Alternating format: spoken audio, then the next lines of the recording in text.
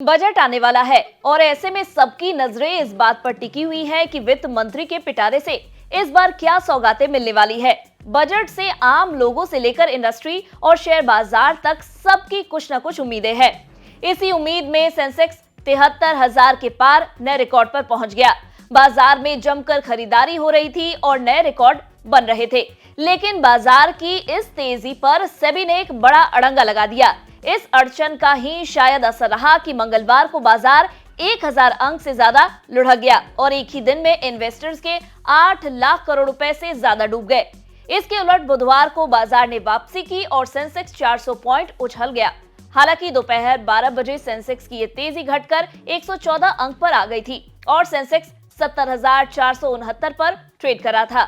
Nifty 41 अंक उछलकर 21,280 पर आ गया। इससे बाजार में फिर से बिकवाली हावी होने का इशारा मिल रहा है। माना जा रहा है कि बाजार में इस सुनामी के पीछे सेबी का जो पचड़ा है वो आगे और गहरा सकता है। माना जा रहा है कि शेयर बाजारों में गिरावट का एक बड़ा दौर आ सकता है। साफ है, इससे बजट को लेकर बने उम्मीदों के पुलिंदे भी टूटकर बिखर जाएंगे। बड़ा सवाल यह है कि आखिर सेबी का वो क्या पेच है जिससे पूरा बाजार परेशान है। इस रिपोर्ट में हम आपको देंगे इसकी जानकारी और ये भी बताएंगे कि बाजार में कितनी बड़ी बिकवाली की आशंका जताई जा रही है। नमस्कार, मैं हूं डॉक्टर तन्वी सिन्हा और आप देख रहे हैं बिजतक। असल में market regulator SEBI overseas investors के असल लाभ कमाने वाले मालिक वाले नियम या अल्टीमेट बेनिफिशियल ओनरशिप नॉर्म्स में सख्ती को लेकर अड़ा हुआ है। ये नियम 1 फरवरी से लागू हो जाएगा और इसे लेकर सेबी विदेशी बैंकों और कई ऑफशोर फंड्स के प्रेशर को भी मानने के लिए तैयार नहीं है। ये फंड्स और बैंक चाहते हैं कि सेबी बेनिफिशियल ओनरशिप नॉर्म्स में रियायत बरते। अब बड़ी कहानी ये है कि अगर ये फंड्स इन नियमों को पूरा करने में नाकाम रहते हैं तो बाजार में अगले 6 महीने में 1.5 लाख करोड़ से लेकर 2 लाख करोड़ रुपए तक की भारी बिकवाली दिखाई दे सकती है। कई अनऑफिशियल अनुमानों में इस बात की आशंका जताई जा रही है। इस मसले पर सेबी ने अपने एक डिस्कशन पेपर में अनुमान जताया था कि इन हाई रिस्क फॉरेन फंड्स के AUM यानी कि एसेट अंडर मैनेजमेंट 31 मार्च 2023 को करीब 2.6 लाख करोड़ रुपए के थे। ये 2.6 लाख करोड़ रुपए के ऐसे AUM है जिनके लिए अतिरिक्त डिस्क्लोजर की जरूरत है।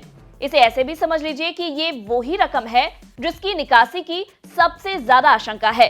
सेबी के नए रेगुलेशन से इस तरह के इन्वेस्टमेंट व्हीकल्स के लिए ये जरूरी कर दिया गया है कि ये ओनरशिप इकोनॉमिक इंटरेस्ट या कंट्रोल रखने वाली सभी इकाइयों का बारीकी से ब्यौरा मुहैया कराए।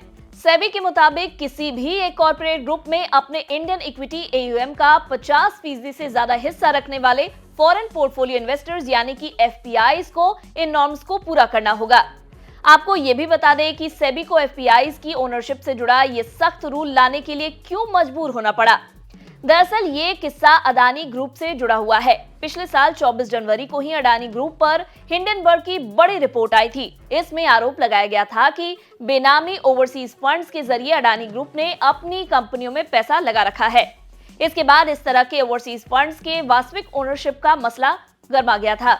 आखिरकार सेबी को अगस्त 2023 में इन नियमों को लाना पड़ा। हालांकि सेबी ने इन फंड्स को इन नियमों का पालन करने के लिए एक ग्रेस पीरियड दिया है, लेकिन ये इकाइयां इसके बाद भारतीय शेयरों में कोई नई खरीदारी नहीं कर पाएंगी और ये घरेलू एक्सचेंजों में केवल अपनी पोजीशंस को काट पाएंगी। इस तरह के FPIs को 180 दिनों के भीतर अपनी इन होल्डिंग्स को बेचना होगा और अपने सेबी रजिस्ट्रेशन को सरेंडर करना पड़ेगा। यानी FPIs के पास अपने इन्वेस्टर्स की डिटेल्स का ब्यौरा जमा कराने के लिए फरवरी तक का वक्त है। अगर वे ऐसा नहीं कर पाते हैं तो इसके बाद उनके पास अपनी पोजीशंस को कम करने के लिए 6 महीने होंगे।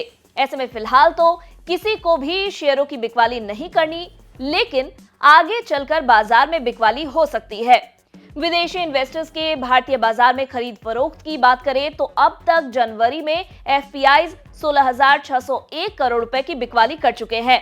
मंगलवार को ही FPIs ने 3,115 करोड़ रुपए की बिकवाली की थी।